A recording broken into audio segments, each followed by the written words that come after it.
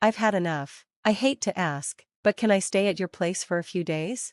My dad stood at my door, looking defeated. My sisters and mom had kicked him out of the house.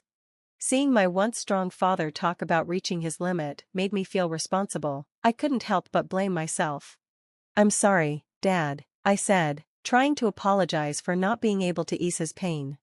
But before I could say more, my husband Ethan spoke up. Let's have your dad live with us. Are you sure? I asked, surprised. Even my dad was shocked, his eyes wide. My name is Emily. I'm 26 years old. Ethan and I started dating in college, and we've been married for 2 years. We have a good balance between work and home, and Ethan has always been my biggest supporter. He gives me confidence, and I feel lucky to be with him.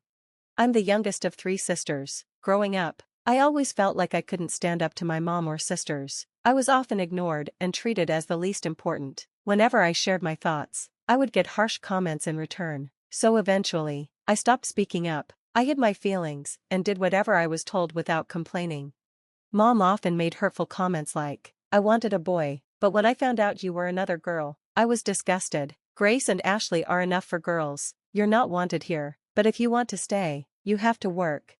Even when I wanted to respond, I stayed quiet, swallowing my words. By the time I was in elementary and middle school, I was doing most of the housework, cooking, laundry, and preparing baths. People around me would say things like, "Wow, that's impressive," or "You're so responsible." At first, I liked the praise, but soon, it became a routine, and I stopped feeling proud. My mom never thanked me. Instead, she criticized my cooking or the way I folded laundry. The one person who kept me going was my dad. Unlike mom and my sisters, Dad loved and respected me. He was always there for me. As the only man in the family, my dad wasn't well liked by my mom and sisters. Like me, he had little power in the household, but no matter what, he always stood up for me. "I'm sorry, Emily, you have to put up with so much. I wish we could all live in peace," Dad would say, holding me tight. Even though he worked long hours, he always spent his days off with me, helping fulfill my mom and sister's demands. He listened to me and cared about how I felt, but my mom and sisters didn't like that. They'd say things like, "There's no one to protect you today," and make me do more chores. They'd throw harsh words at Dad, too, calling him things like low income and disgusting. My sisters would laugh and tell him, "Don't open your mouth." Even though Dad tried to support me, the constant mistreatment from my mom and sisters made me feel weaker over time. Seeing how much I was struggling, Dad said something to me when I started high school. "Emily, study hard and go to college. Leave this house and live your own life. You have so many possibilities. You don't have to stay here forever," Dad urged. Hearing him say that made me feel both excited and nervous. At the time, my oldest sister Grace, 6 years older than me, was attending a private university. Ashley, 4 years older, was in vocational school. Mom would often mock Dad for not making enough money and would tell me, "We're poor because he doesn't bring in enough. You should start working once you graduate high school." Because of that, I believed we were financially struggling, so when Dad told me to go to college, I worried he was pushing himself too hard, but Dad reassured me, saying, "There's no need to worry about money. I feel responsible for making you suffer so much, and I don't want you to endure this any longer." "Dad," I started, but he continued, "This is a request from your father. Don't worry about anything. Just go to the university you want, study what you love, and find your passion. I want you to live a happy life to make up for all the hardship you've gone through," Dad said, gripping my shoulder with tears in his eyes. His words were full of determination. From that moment, I focused on the studies I had neglected. Despite still following the strict orders of my mom and sisters, I spent all my remaining time at my desk, studying hard. My efforts paid off when I was accepted into a university. Dad and I hugged each other, full of joy over my achievement. I kept it a secret from my mom and sisters until the last minute. On the day I was moving out, I finally told them that I was going to college and living on my own. By that time, Grace had already moved out, leaving just Mom and Ashley at home. When they found out, they yelled at me in anger, but I endured their harsh words, and at last, I broke free from them. I kept my new mobile phone, a gift from Dad, hidden from them. I didn't tell them where I was going to university or where I was living. I stayed in touch with Dad, but I started a new life without any involvement with my mom or sisters. However, just because I escaped from them didn't mean my university life was easy. I wasn't used to speaking my mind, and being shy. I felt invisible in my classes and had trouble making friends. That's when Ethan reached out to me. "What do you think, Emily?" he asked one day. Ethan was bright, confident, and popular in the group, so I was shocked that he was speaking to me. I was already uncomfortable talking in front of others, and being put on the spot made me freeze, but Ethan pressed on. "You have thoughts, right? Share them. We won't know unless you speak up." At first, I thought Ethan was pushy and didn't care about how others felt, but over time, I saw his kindness and how he respected other people's opinions. Thanks to him, I started making friends. Soon enough, I found myself drawn to Ethan, and by our third year of university, we started dating. When I told Dad about Ethan, he was thrilled and congratulated me. He celebrated every milestone in my life: when I found a job, when Ethan and I moved in together, and when we decided to get married. Dad shared in my happiness as if it was his own. Even though I was happy, I was always worried about Dad. Since I had started university, I hadn't gone back home, and I hadn't seen him in person. We kept in touch, but I couldn't help but worry, knowing he was still living with Mom and my sisters. I was sure Dad was still dealing with cruel remarks from Mom and Ashley, and spending his days following their controlling demands. "Dad, I'm happy today because of everything you did for me. Back then, I was powerless and always needed your help. But things are different now. I have a job, I'm married, and I have someone who supports me. Now it's my turn to help you. Please, let me know if you ever need anything." I told him this when I announced my marriage. Being with Ethan had taught me the importance of expressing my feelings, and I was finally able to say things to Dad that I couldn't before.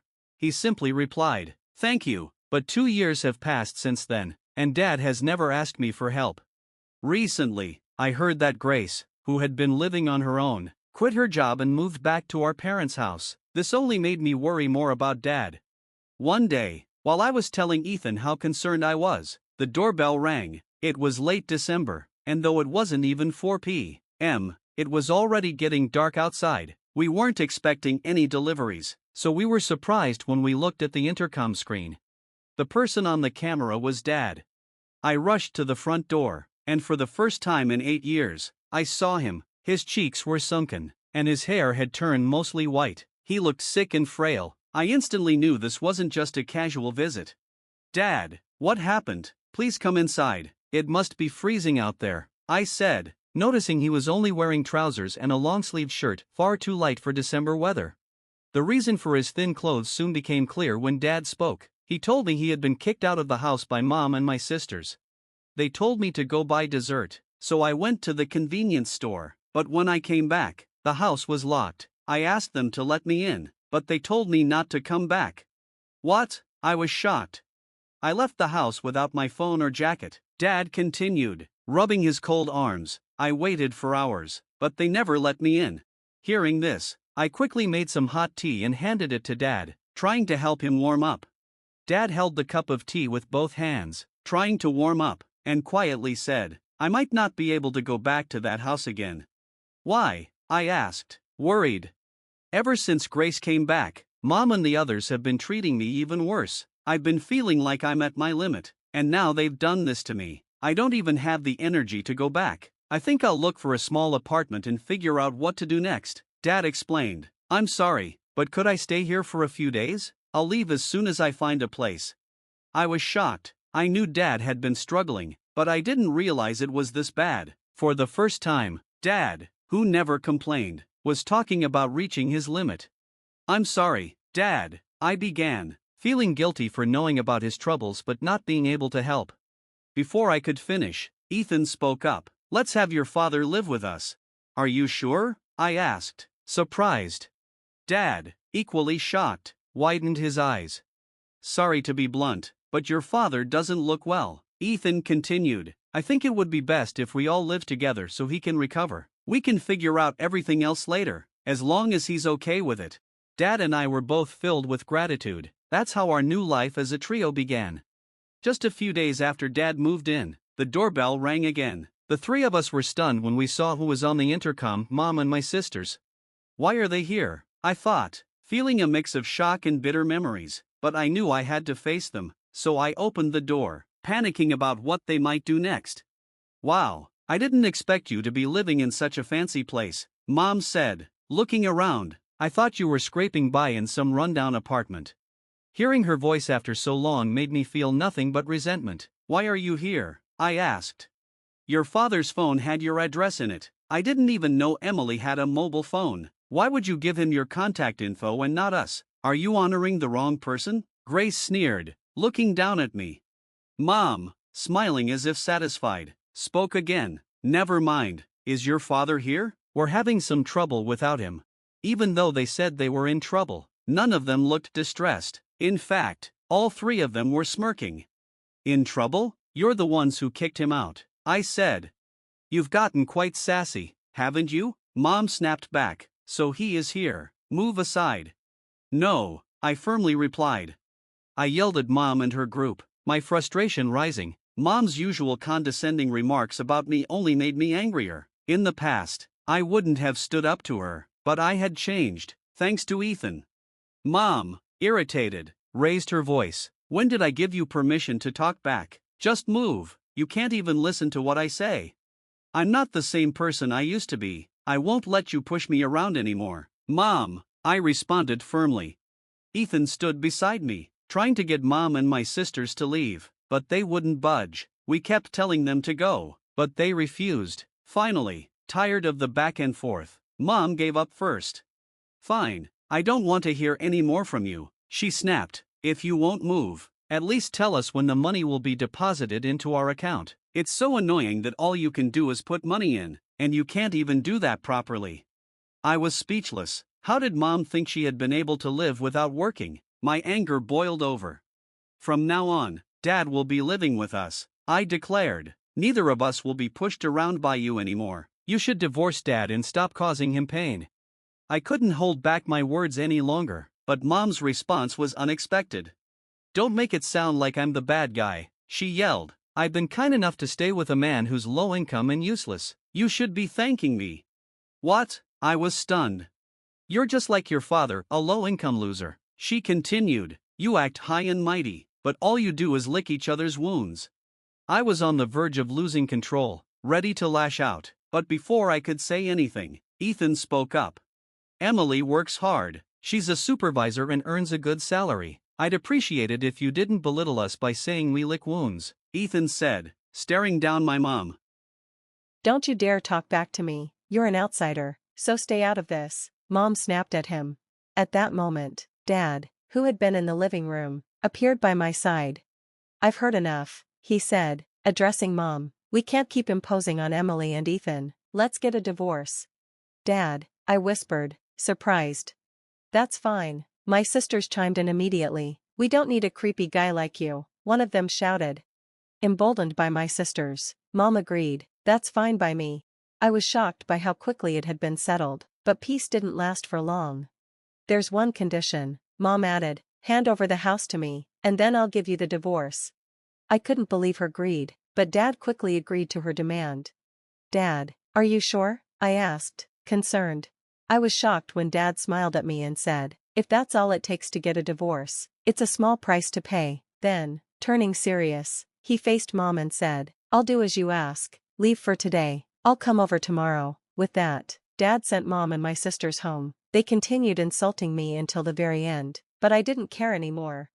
I felt guilty for pushing Dad into getting a divorce and causing him to lose the family home, but Dad patted my shoulder and reassured me, "It's not your fault, Emily. I'm actually glad you spoke up."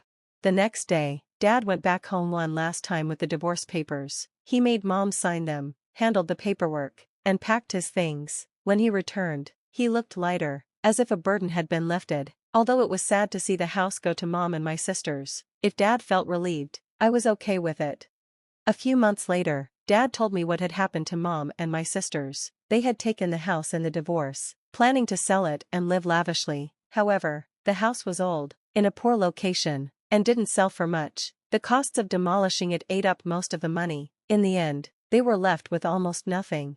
Now, without a home or savings, they struggled. Mom didn't work, and neither Grace nor Ashley had stable jobs. With Dad gone, the same man they mocked for his low income, they had no one to lean on financially and found themselves in dire straits. They tried coming to our house for help, showing up several times, but we never opened the door. They wouldn't give up, causing a commotion on the porch. Eventually, I had to tell them through the intercom, If you don't stop, I'll call the cops.